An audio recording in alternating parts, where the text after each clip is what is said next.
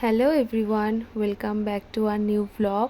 তো দিনটা ছিল রথযাত্রা। তো সেদিনকে সকালটা তো খুব সুন্দরভাবে শুরু হয়েছে, কারণ সেদিনকে আমরা যাচ্ছিলাম বেলঘরিয়া রথতলাতে গাছ আনার জন্যে।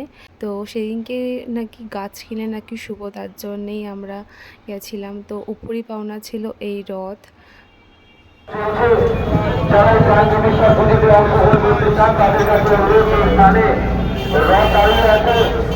গাছ কিনতে গিয়ে উপরই পাওনা হয়ে গেছিলো এই রথ। তো রাস্তার উপরেই তো রথগুলোকে সাজিয়ে রেখেছিল, আর খুব সুন্দরভাবে সাজিয়ে রেখেছিল। আর এদিকে তো হচ্ছিল জগন্নাথ দেবের প্রাণ প্রতিষ্ঠা পুজো, তার পাশাপাশি সুভদ্রা আর বলরাম ঠাকুরেরও হচ্ছিল। তো একে একে করে কমপ্লিট করছিল। আর এই ব্রাহ্মণদেরকে তো পুরী থেকেই আনা হয়, কারণ জগন্নাথ দেবের পুজো তো একমাত্র ওনারাই ভালোভাবে করতে পারে, তাই তাদেরকে পুরী থেকেই আনা হয়। আর এদিকে তো বলভদ্র দেবের প্রাণ প্রতিষ্ঠার পুজো চলছিল।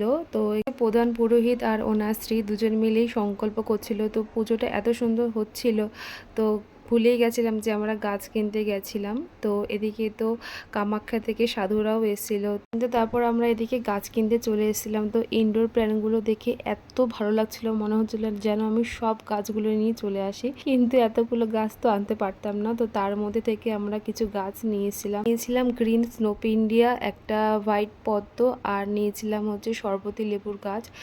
বাড়িতে আসার সময় আর ভিডিও ক্লিপগুলো নেওয়া হয়নি, কারণ ব্যাগটা ভীষণই ভারী হয়ে গেছিলো। তো দুজন মিলেই একজন একজন করে নিয়ে এসছে। তারপর বাড়িতে এসে স্নান টান করে পুজো টুজো দিয়ে নিয়েছিলাম, আর তারপর তো লাঞ্চটাও কমপ্লিট করে নিয়েছিলাম। দেন তো আমি আর মা বিকালবেলা আবার গিয়েছিলাম রথ দেখতে। তো আমাদের এখান দিয়ে মোট 3টে রথ যায়। তো বছরে 2টো দিন তো কোনোভাবেই মিস করা যায় না, তাও আমাদের আধ ঘন্টা লেট হয়ে গেছে।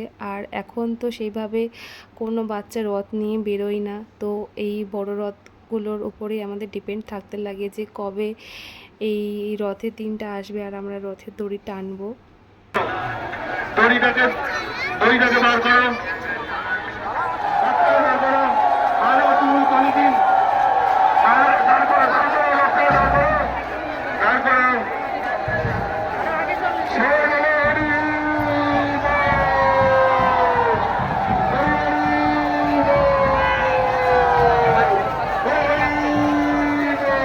দেন তো আমরা এই রাধাকৃষ্ণ মন্দিরের দর্শন নিয়েছিলাম। আর এই মন্দিরটা তৈরি হয়েছে প্রায় 3 বছর হতে চললো, কিন্তু তার সৌন্দর্যতাটা প্রথম দিনের মতনই রয়েছে। তো আমরা রথের দিনটা এইভাবে কাটিয়েছিলাম। সো দেখা হচ্ছে নেক্সট ভিডিওতে, বাই।